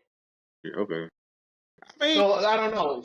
But I'm saying though, 40 years old, is that the future or is that the present or is that the past in today's wrestling? it's the present and the next few years, because that's been a subject too about age. But I mean, they're not talking about their age. I've heard conversations about that, but a lot of the big stars are around that age. You look George at Strickland's 34. yeah, he's 34. But a lot of the big stars, I mean, It's, look at here or look at WWE. Look who AEW just signed. Bobby Lashley. yeah, I know. Bobby Lashley. He's 50. So okay, I like this because then that to me goes back to remember when the Elite was trying to save AEW. Their whole thing in saving AEW was we're tired of these old guys and the outsiders coming in. That was the whole reason they attacked Tony Khan because they felt like he was the reason the outsiders and these old people were coming in. They wanted to retire Sting because Sting represented the final will of the old timers coming in. Yeah. Well, that whole thing went awry. So now John Moxley's whole thing is I'm trying to get everyone to step up. It's just, I guess what I'm tired of. I just am tired of the same AEW storyline. Because why is AEW always needing saving? Always needs saving. Like, I don't know. It's repetitive. Yeah, I don't know. it can be seen like that. But I mean, they need to get on the right track. I mean, they still a young company, and so you're gonna go through. You're still gonna go through this growing. But yeah, it's been 5 years, but it's still young. That's young. No, it is young. It's very young. Yeah, Been I around agree on that. forever, and so they really gotta still be built up to be what everybody wants them to be, and everybody got their vision of it, and they boasting about it, and they doing what they feel like needs to be done. No telling who's making the right decisions. And with Moxley, he going through what he doing. He going through with violence and trying to take certain people out. Yeah, I know. It's just that I don't know if that's really even. I guess my thing is I just don't understand how that's supposed to help. Oh, Will Ospreay, 31. Only reason I keep bringing up age is because we talk about AEW needs a future. Well, they have a future. They brought in a litany of people that can be the future. Well, we're sitting here trying to get into the bargain barrel. Here's the reality of wrestling. Some people are just going to be mid-carders. Some people are just going to be low mid-carders. And that's okay. There shouldn't be anything necessarily wrong with that. And talk about I want to put a fire under someone. Well, I mean, I hear you, but it's just, is this supposed to end with Darby Allin defeating John Moxley, or do you think it's going to be Kenny Omega? I'm still leaning on Kenny Omega or Bryan Danielson coming back at a certain point. And that's what Tony Khan brought. Did he bring Kenny Omega back the other time? No. What time? When he drove up in that car, and then who got out that car? Wasn't it Kenny Omega? Darby Allin. No, that was Darby Allin. He got out the car with the flamethrower. Okay, yeah, my bad. But no, that's fine. I don't know. Either way, I feel like they're gonna be Kenny, and that's what's building up to. These EVPs are long gone. They running and tucking their tails, and they scared of Moxley and Moxley's crew. And so I feel like the one EVP that can do it, and they could build it up, give it some time for Kenny to get healthy, and they starting with Orange Cassidy. So I guess the lineup would be Orange Cassidy. He challenges, he fails. And then Darby would challenge and he fails, and it's like, oh my God, who are we going to depend on? And then, I mean, don't get me wrong, it's always kind of believed that Kenny Omega will be the white horse or the white knight on the shining horse to try to come and save the day, even during the evil EVP story. I do believe Kenny's coming back to some capacity. I just don't know if it does. Like, he's pretty much older too, and he's not even going to be 100%. He may be 100%. It's just if he comes back, is he going to come back with the Young Bucks? Because I mean, that is still the Elite. I mean, Hangman is still the Elite. Like, the Elite's still a faction. It depends how they feel by that time, because I feel like they don't agree with Moxley, but they can't do nothing about it right. They ain't trying to do nothing about it right now. They might switch over, and especially with what they did with the when they lost the Private Party, they snatched the titles, but they gave them respect and handed it back to them. So this could be a turn for the Young Bucks. And especially that's why they might go away for a while, and they might be the ones to go and get Kenny. and bring That's him what I was back thinking. because they feel like Yeah. they can't do it themselves. So they bring Kenny Omega back. That could be how it's playing. And I kind of like that. Yeah, it's fine. It's just at least so many feel. I don't mind that. Like if it goes that way, it's fine. It's just the problem for me when it comes to the storytelling AEW is that it feels like it leaves so many things open ended and never concluded. So let's say they do that. Let's say the Young Bucks go get Kenny. Well, what does that mean for Okada? Because Okada was still supposed to be this guy. What does that even mean for Jack Perry? Jack Perry was under the tutelage of the Young Bucks to become the Jack Perry that he is. Now they're going a different direction, and Jack Perry's like it's like starting something and then not finishing it and starting something new. And it's really hard to, as a viewer, to stay engaged when there's so much stop and go and change directions without any real clarity or why. It's just because now. Yeah, and like I said, I'm just waiting to see where it goes. But I just like how that plays out with them going to get Kenny, and I feel like they changing their character a little bit. But with this age thing, age really doesn't matter in wrestling. Because if Sting could put on pretty good matches at the age he is, and especially a lot of top stars, not just AEW, a lot of WWE, they are older stars. Your biggest stars they have are older stars, and they late 30s, early 40s, or pushing 50. No, I get that. It's just that anytime I ask questions about this storyline, the one answer I always get is they're trying to push the younger talent. And I'm just trying to figure out who's this younger talent when people are 40 years old. What is this younger talent? That's the reason I bring up age, because, like, what's the dynamic of young in the term of wrestling then? Is Javon Jordan a baby? If that's the case, then? Like, is he an actual infant? Yeah, Javon Evans? He's an infant then. That's why I say it's a big range. It just depends on how are you keeping yourself up? How do you look? How are you moving in the ring? Because look at Bobby Lashley, like I said, he's 49, 50. This man looks like he did back in the day. He still look like the same way. Him and Shelton Benjamin. And like I said, speaking of, like I said, the big Bobby Lashley debut, that's gonna be amazing. But like I said, he looks great, and Shelton Benjamin looks great. So like that, they can still work and be built up and be top tier in AEW more than what they probably were in WWE. Not even saying more, but on the same level and presented better with the Syndicate. But would you say they're the future? Would you use the term future for someone like Bobby Lashley? Not like 2-3 years down the line, but not 4. Let me say not 4 or 5 years down the line, but the next 2 or 3 years, yes, he could get attention and put big matches on for them because they're trying to get what they can get now and presenting people the best way they can right now. No, I know. I don't know. I just feel like you could do a better job if they tell better stories. I mean, and like I feel like they're doing better with that. And like I said, but they are building up younger stars. They're trying to do that. They're doing a rehaul on a lot of stuff, Ring of Honor and the main roster of AEW. But they need to present AEW in a different way. You have so many stars that you've accumulated, but they need that brand split. Because how are you getting all this talent? You say you got the best talent, the best roster in the business, a best roster ever. You keep saying that, but how can you pack that roster into 2 hours of television? Because not that you got Rampage and Collision, but who's watching that right now? I was about to say they do have Collision, but I get what you're saying. Yeah. I get what you're saying on that one. Because if only like 600,000 people are watching Dynamite, guess how many watching Rampage and Collision? Way less than that. Yeah, way less. Yeah. So they're not Rampage, the rest of your roster. No, I hear what you're saying, because everyone keeps talking about how AEW has an embarrassment of riches, and it's true. AEW does have a pretty stacked roster, but yeah, it's only so much time for everyone, right? Where are you going to showcase these people? This is usually the reason why you have factions, so that way you can have many people on screen as you can. It's just at some point factions get kind of flooded.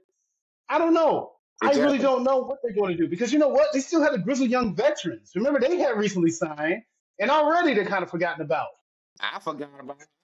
I thought they were going to have a match with the Young Bucks, but that just never happened. Or it didn't lead to nothing. Because they had the debut at All In. I ain't really seen them since. And maybe I missed some. Probably most likely been on Rampage, which I haven't seen that much, or Collision. that don't Yes. get you that much viewers. I'm looking at mostly Yeah. Dynamite. So guess That's the what? I haven't problem. They seen have them. been on there. Or they at Ring of Honor. Well, I don't know. Whichever, let me know. Let me tell you something. If it happens on Ring of Honor, it's like it's here's the, you know what I compare Ring of Honor to the whole thing. Like if a tree falls in the wood and no one's there to hear, you watch it, then make a sound. Honestly, that's how I feel about Ring of Honor. You tell me all these awesome things happen to Ring of Honor, but if I don't see it, did they really happen? Like I hear Athena is going on the best world title run almost any woman has had since having a world title. But I can't tell you a single match she had except against Willow Nightingale. And why hasn't she been put on Dynamite? All these other Oh, Ring of Honor champions yeah, can be on Dynamite, but where's the thing? man. Come Dude, on. that is my main question. Like they got Jay Briscoe and Jericho wrestling for the Ring of Honor World Title on pay-per-views, TV shows, even whatever. But I can't see Athena on a pre-show. Give me a pre-show at least. Right. You got Sammy Guevara of a tag. He got a tag team title, Oh, God. but Athena can't get over that. She had the best ring y'all got over there. Come on. Yeah, I don't like that whole deal. I don't like that part. I don't like that part. I don't. Real quick, I just want to put a quick. I want to do a quick disclaimer. Listen, I know we talk positively about Raw and even some NXT, and we're kind of just bashing on AEW. We don't hate AEW. I don't hate AEW. Oh, I'm I not. just do. I know it's just some fans get antsy and they get offended. I just want to put this Oh out yeah, there for them. Like, listen, yeah, it's just yeah, certain things that could be done. But like I said, it's a young company. That's why I'm trying to give it. I try to get AEW a lot of slack because figure out how to maneuver and get through these rough spots. And they still entertaining. The shows are still entertaining no matter what, especially the pay-per-views. So yeah. The pay per it's views are still still certain one of the things best. that you can correct. Yeah, it's just the storytelling. That's my biggest gripe with AEW is just their method of storytelling. Is I mentioned this before, it's either inconsistent or incoherent. It's usually one, if not always the other, where it's never a full. The only person who can walk through AEW with a full beginning, middle, and end story is Adam Page.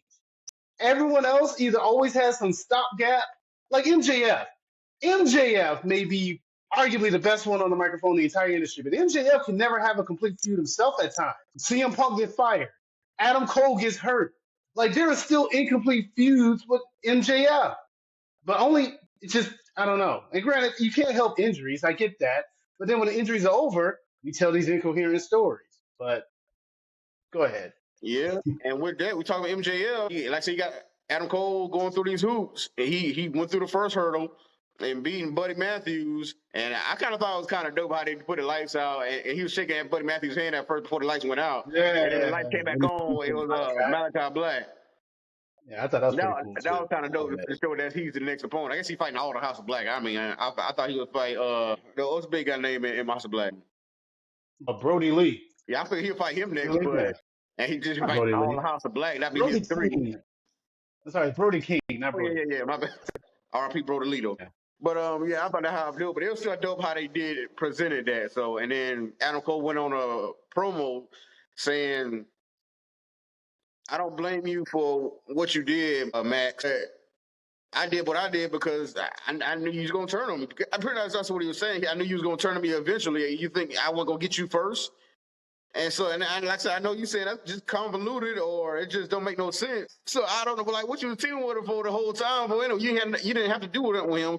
But he's saying, oh, you don't so passionate for this company. You're not really for this company like the rest of us are, like I am. And so, and that's like I said, that's another person saying that. Like you ain't for this company. Yeah. I believe in AEW. I believe in these fans. I believe, but Yeah, I know. It's a typical rah-rah speech because you got to be a face. I get that. But if I'm not mistaken, doesn't MJF have a whole tattoo on his leg for AEW? I yeah, don't know. Maybe I'm confused. I I don't don't know. know.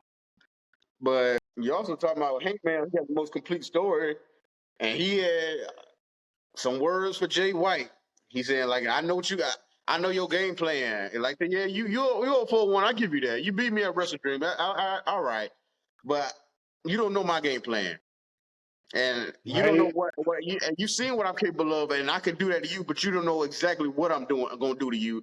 I know you're gonna go for my leg, but I'm not this time I'm prepared for you.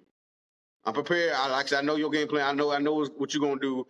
It's gonna be 4-2 at the end of Full Gear.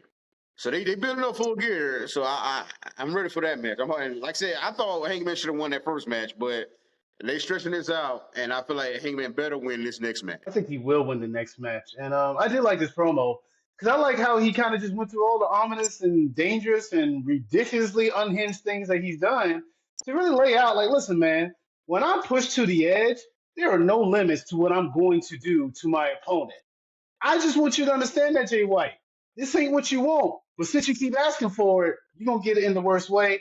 I love this promo. I think the match is going to be pretty good. I like Jay White. I really do. But I am kind of ready for Hangman to kind of get out of this a little bit. I want Jay White to do something else. But I do have Hangman winning this. And I think it's, I don't know. I don't know what happens after this. They probably going to have a third match because they like to do trilogies with these people.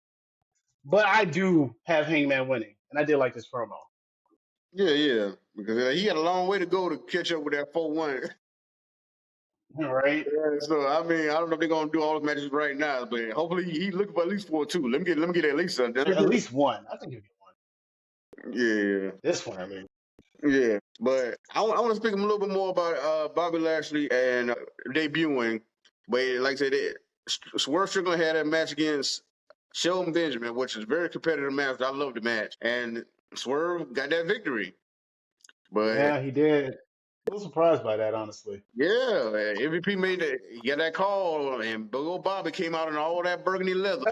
Everyone loves to wear leather in wrestling, it looks like. At least it wasn't a leather vest on a leather jacket. Looked like he had the same interest from WWE. He just kind of transferred it over here a little bit. But a little bit. Yeah, they laid out Nana and Swerve.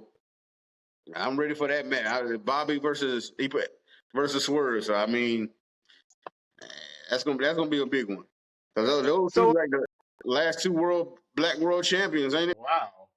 Yeah, I guess they were the last two Black World Champions, weren't they? I mean, as far as like main roster things go, yeah, I think so. No, yeah, because WWE was Bobby Lashley because no one else black has held it, and definitely Swerve because he's the first and only Black World Champion in AEW. Yeah. Wow, look at that. I didn't think about that. That's going to be fascinating. Like, how do you feel about Bobby Lashley in AEW now that he's finally in the building? I'm excited to see where he goes and see where their vision of the Hurt Syndicate was supposed to be, formerly for Hurt Business. They still say business is back, and but I'm interested in their vision of it and where they thought it could go in WWE. And so they're pulling it over here, and so then, like I said, Shelton has looked strong so far, and Bobby Lashley has to look strong. And I feel like he could go on a run like he had in TNA, but on a bigger scale. Like I said, he might not go for the That would be nice. He might not go for the World Championship straight off. He could probably go for Okada after he fights Swerve and get that title. Maybe. I can see that. I think I'd rather have Shelton. Oh, well, let me ask you this question. Do you think they're going to get more members? Oh, yeah, of course. That's why I feel like it has to be a homegrown AEW talent that they build up in this group. Now, I really will follow up that question. Okay, well, I got to follow the question with the other thing. Are they going to be a black talent? Oh, yeah. Cool. Yeah. I feel like that should be off top. Okay. I mean, if somebody else get in it, I guess, but he only gave his card to black people. I know, right? That's the only reason to say that. It's not a racial thing. That's just what MVP's been doing. But I'm looking at the AEW roster, and I'm just trying to think if that's the case. You said an AEW homegrown talent. Yeah, I think it's the old boy from the Acclaim. I still feel like like I said before, it could be him. Max Caster? Yeah. I don't know if you've seen this recently, but you remember Drew Gulak, right? Yeah. Drew Gulak got fired because of the whole sexual thing with Ronda Rousey, that whole thing. But Drew Gulak is on the independent scene. And he's kind of been running that whole story as sort of his gimmick, where he'll get in the ring and there's a woman be like, do you feel threatened by my presence? And all this whole thing, kind of laying into that a little bit, leaning into it, as some would say. Well, Max Caster tweeted it and he said he loved it. And Max Caster's getting some heat. I say this to say that as in Max Caster is not necessarily on everyone's good footing. Would it be wise for them to take in Max Caster, even though he seemed to be public enemy number one on the internet? Well, not with that going on. I didn't know about that. That don't sound good to me at all. Okay. But I'm sorry. I want to say that I picked him because he put the card on his jacket, and I felt like he could break away from the claim. And he keeps saying he's the best wrestler alive, and so that could put him on a track for that. But and everybody else that MVP has given the card to are too much of a baby face, and it seemed like they wouldn't go for it. And so that's You why I wouldn't. picked Matt Caster for right now. But it could also be Hobbs, who hasn't been shown that much, and so that could be another person. But that's kind of too similar to Bobby.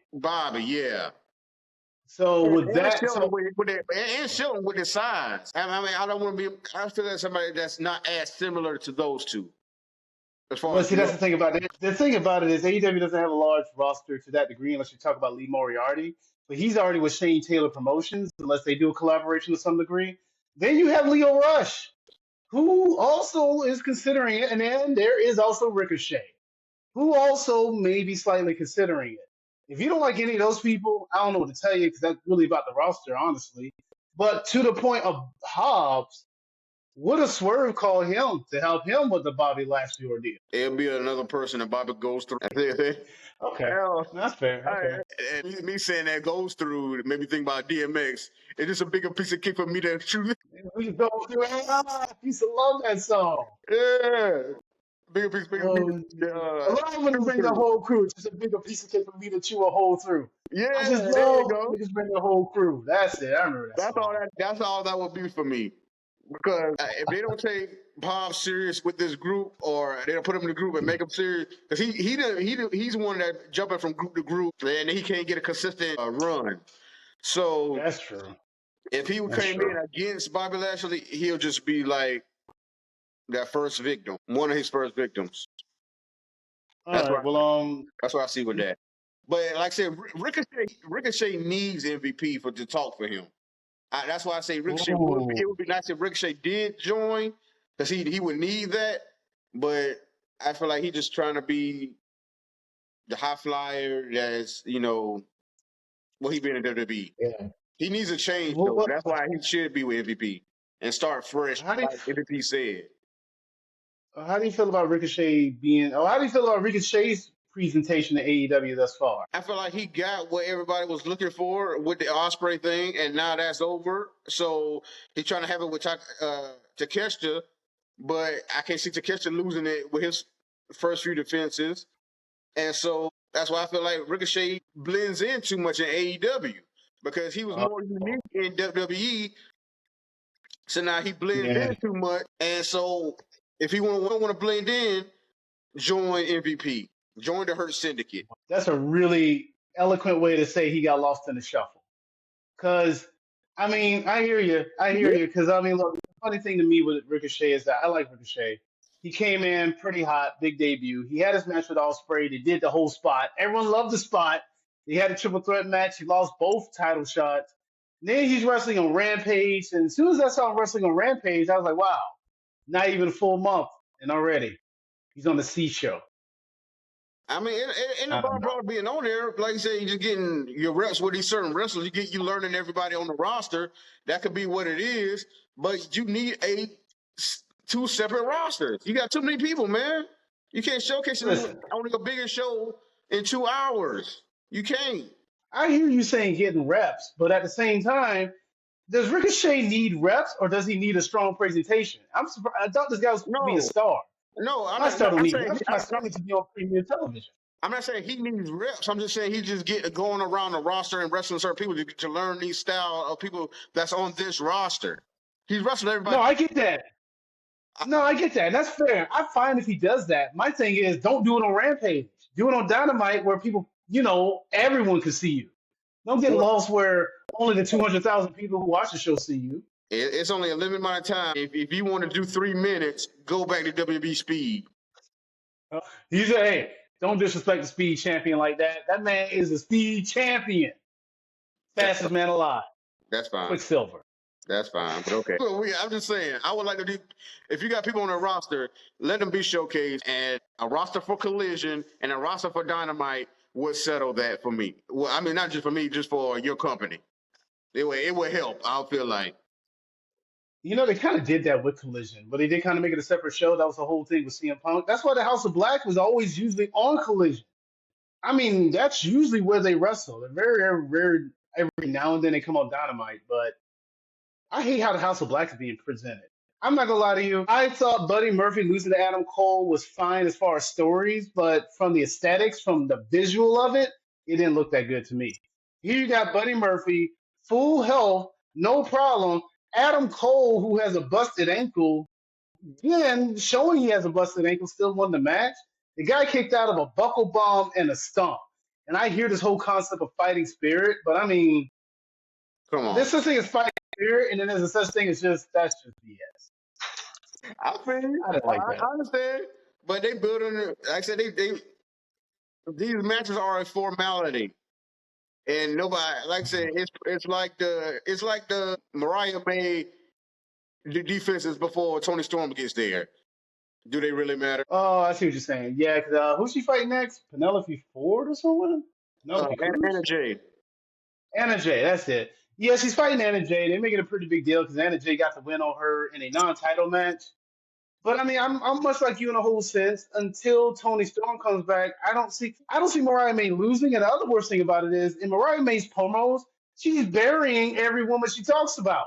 She's like, yeah, you ain't good enough anyway. You don't deserve to be in this bracket. And then when Mariah May beats him, it's only going to solidify that fact. So that helps nobody. Yeah, and she kicking her out the locker room. She threw her Right? She kicked out last her week. back to the locker room. Yeah, so Just that. she proving her point. And it's gonna take Tony Storm or Mina to change it. Has Mina even showed back up on AEW since?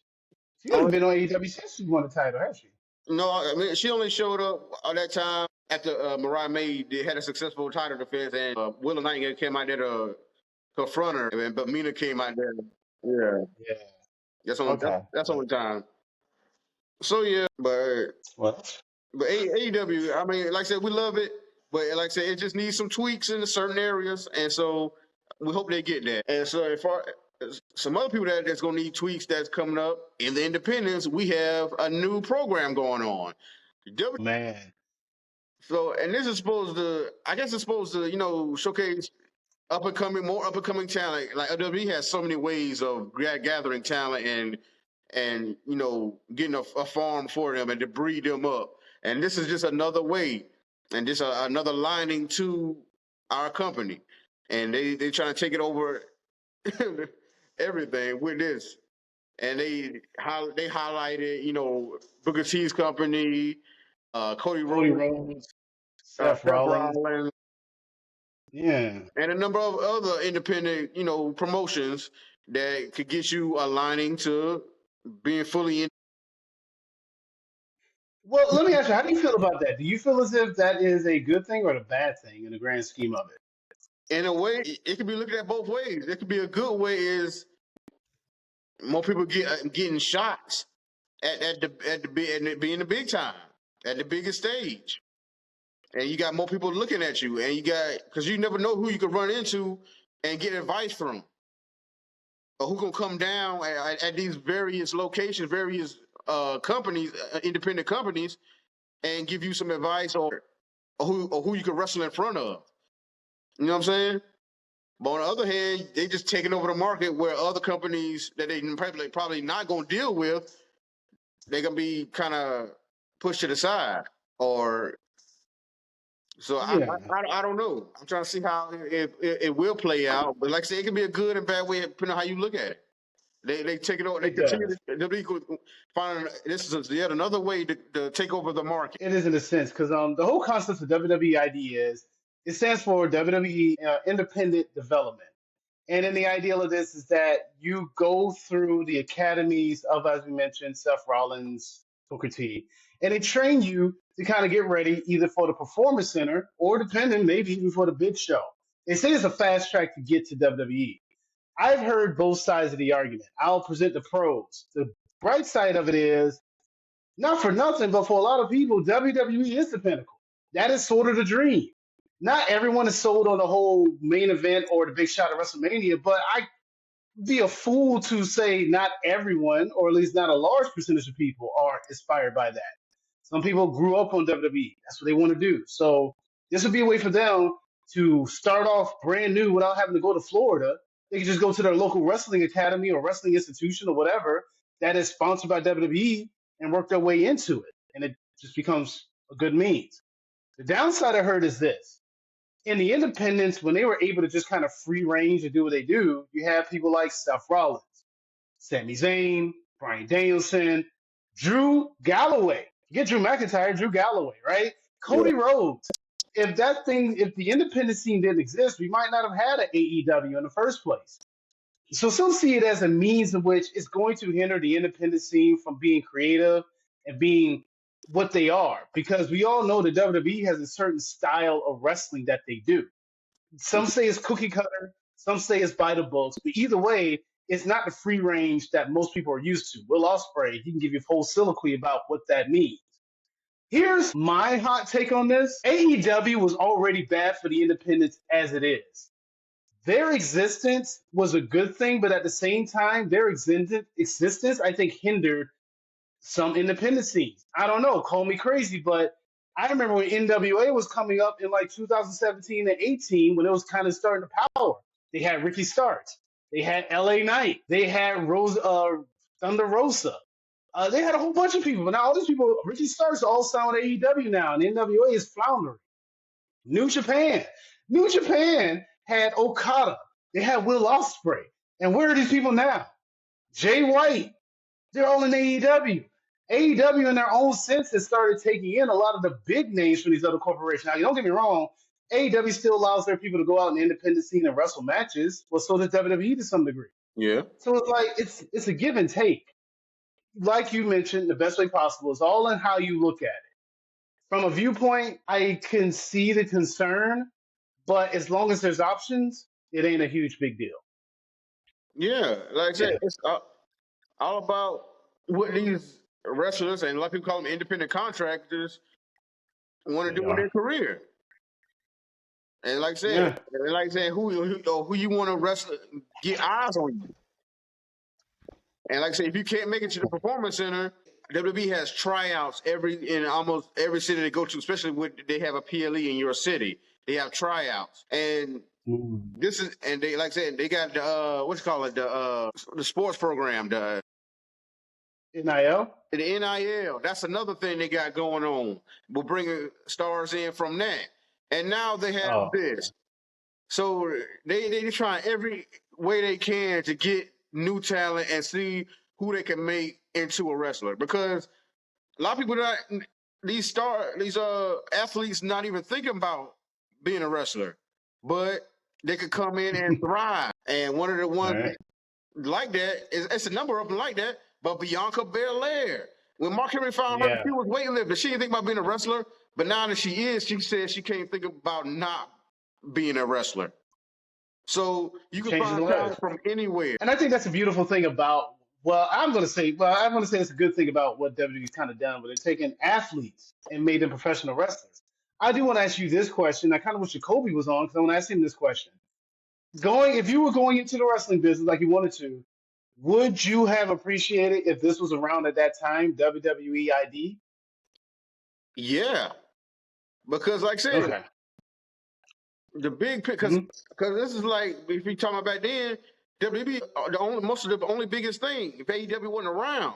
Yes, you have options now. You can go to either one, or like I said, make your way whatever your path is.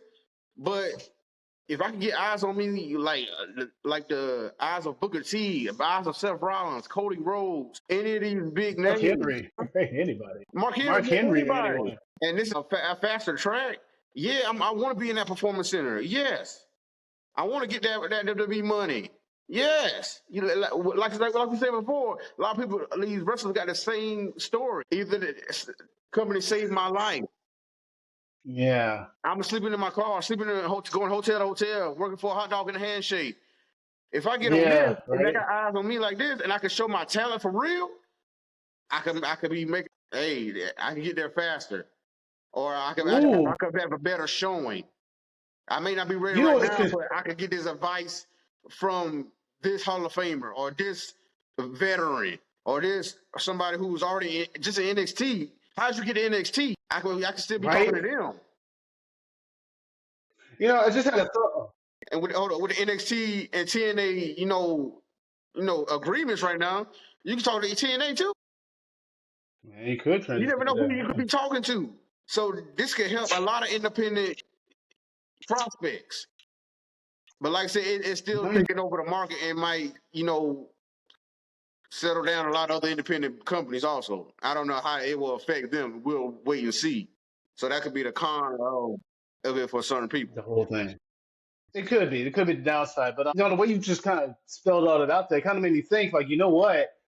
This could take away the stigma, because it is a stigma, the NXT, of calling it the developmental.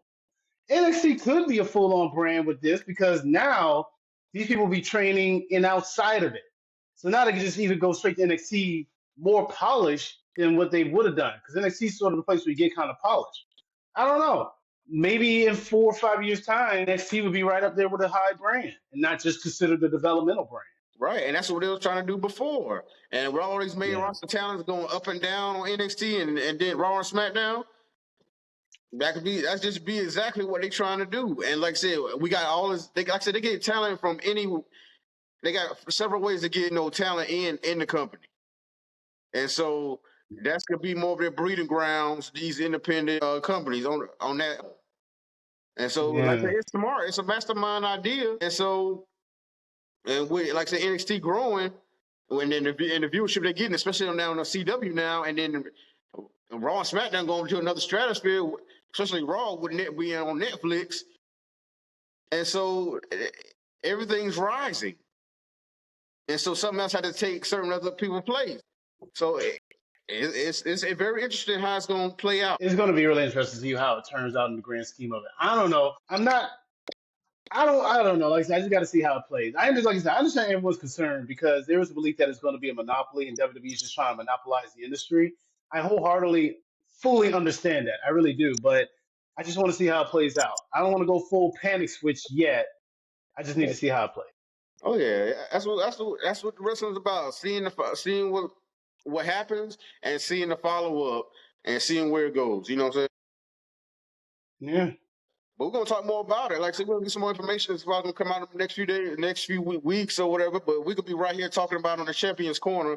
So, and then like I said, Crown Jewel is coming up. Our next show, we're definitely getting a recap of that and a review of that. And so join us for that when that comes out.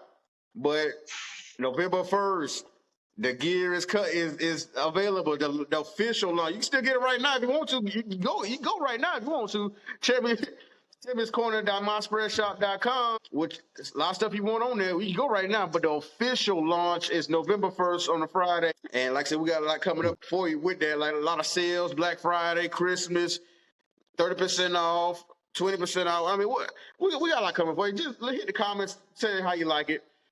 And like I said, the meter's on that launch day, November 1st. But we're going to get out of here. We'll see you next time. Peace. All right. Good night, everyone.